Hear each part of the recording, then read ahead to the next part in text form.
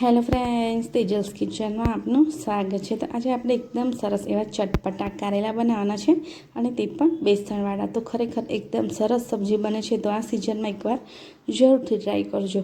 તો સૌપ્રથમ મેં અહીં આ રીતના નાના કે મોટા જે પણ કારેલામાં મળે એ કારેલા લેવાના છે। તો મેં અહીં 250 ગ્રામ જેટલા કારેલા લીધા છે અને આજે એની છાલ પણ નથી ઉતારવાની, આપણે છાલની સાથે જ આનું શાક બનાવવાના છે। તો બસ આ રીતની એકદમ સરસ પતલી સ્લાઇસ કટ કરવાની છે। તો બધી જ સ્લાઇસ મેં આ રીતે કટ કરી લીધી છે, જે ફટાફટ ચડી જશે। તો માટે આપણે થોડી પતલી સ્લાઇસ કરવાની છે અને સહેજ પણ આપણે આજે એની કડવાશ પણ નથી કાઢવાના, તો પણ એકદમ સરસ શાક બનીને તૈયાર થશે।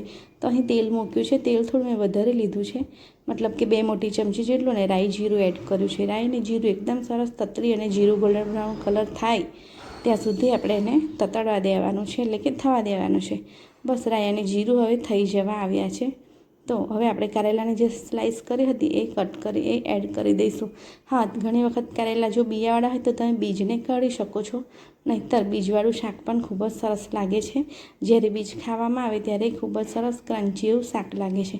તો હવે સ્વાદ અનુસાર હળદર અડધી ચમચી જેટલી એડ કરીશું, સ્વાદ અનુસાર મીઠું એડ કરીશું અને પિંચ જેટલી હિંગ પણ એડ કરી દઈશું અને સરસ રીતે આપણે કારેલાના શાકને મિક્સ કરી લઈશું। એકદમ સરસ એવું મિક્સ કરી લેવાનું છે। તો કારેલાનું શાક ખૂબ જ સરસ બનીને તૈયાર થાય છે અને વરસાદની સિઝનમાં કારેલાનું શાક ખાવાની ખૂબ મજા આવે છે।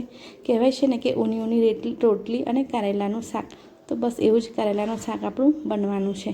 તો ચેક કરી લઈશું કે કારેલાની સ્લાઇસ પણ એકદમ સરસ રીતે પાકી ગઈ છે। તો બસ હવે આપણે મસાલા કરી લઈશું। તો અહીં મસાલામાં મેં 2 ચમચી જેટલું બેસન એડ કર્યું છે, સાથે જ 2 ચમચી બેસન એડ કર્યું છે, 1 ચમચી કાશ્મીરી લાલ મરચું પાવડર એડ કર્યું છે, 1 ચમચી ધાણા જીરું અને મેં અહીં ઘરે બનાવેલો ભરેલા શાકનો મસાલો એડ કર્યો છે। તો ભરેલા શાકનો મસાલો જોવા માટે તમે મારી ચેનલ પર વિઝિટ કરી શકો છો અને બને તો હું લિંક પણ તમને ડિસ્ક્રિપ્શન બોક્સમાં આપી દઈશ।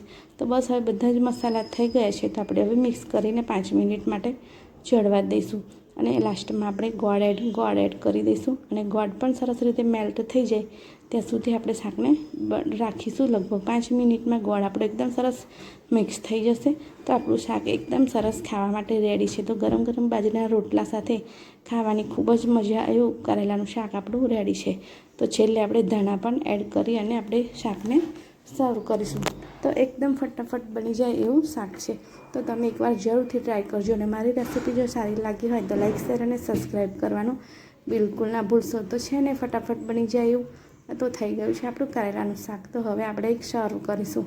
તો આ કારેલાના શાકને તમે 2 થી 3 દિવસ સુધી સ્ટોર પણ કરી શકો છો અને શીતળા સાતમ કે ક્યાંક બહાર જવાના હોય તો તેને સાથે લઈ જઈ પણ શકો છો। તો એવું કારેલાનું શાક આપણું બનીને તૈયાર છે। તો છે ને એકદમ સરસ ને મોંમાં પાણી આવી જાય એવું કારેલાનું શાક આપણું રેડી છે। તો તમે પણ એકવાર જરૂરથી ટ્રાય કરજો। Thank you.